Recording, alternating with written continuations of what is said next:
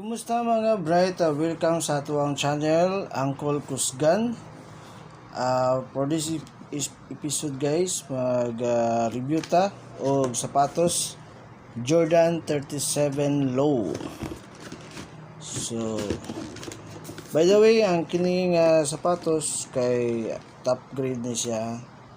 So, top grade UAE pair na man siya. So, muna yung ato ang OG box.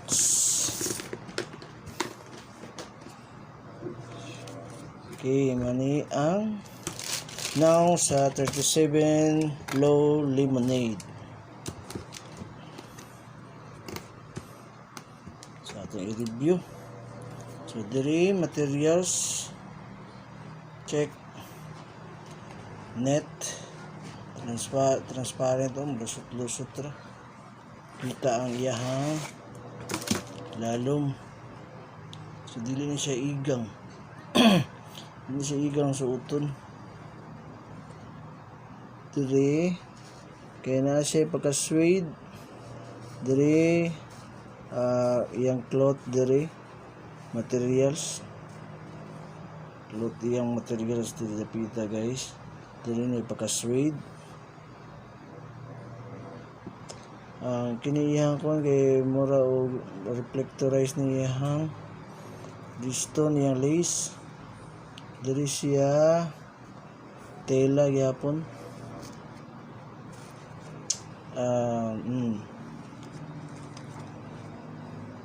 sa pikas sa palos at luso to klaro kay akong kamot na ilogo diri sa Jordan. Nga nakaklaro yung details guys. Lemonade, guwapa kayo. Na ay pangalan nga Jordan 3 Air Jordan. Dire na pa Air Jordan logo. Siya. Okay. Sa ilalom, sa outer sole ay carbon. Wapo kayo. Diri gam sole. Spiky kayo na siya guys. Okay yung materials diri.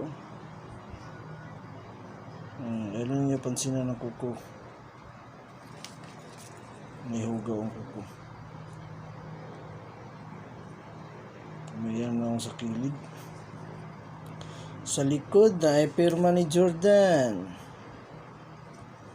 Tapos na ay kasulat dali guys. Saan niya kasulat niya? Focus camera. Air Jordan. Greek letter 37 niya. 37. Diri na logo yapon sa Air Jordan. Carbon loads. Ang iyahang insole. So mo yung insole. Hindi kayo baga. Pati niyang gaana. So mananing naon niya si lalo. Okay.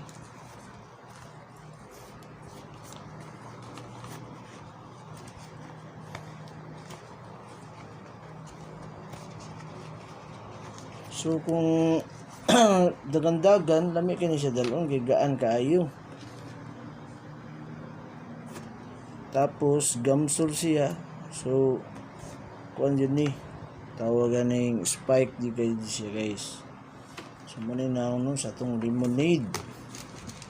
So wala pa nakaila ang iyang pangalan kay Jordan 37 Lemonade. So barato ra ni siya kay top grade man ni siya. OEM.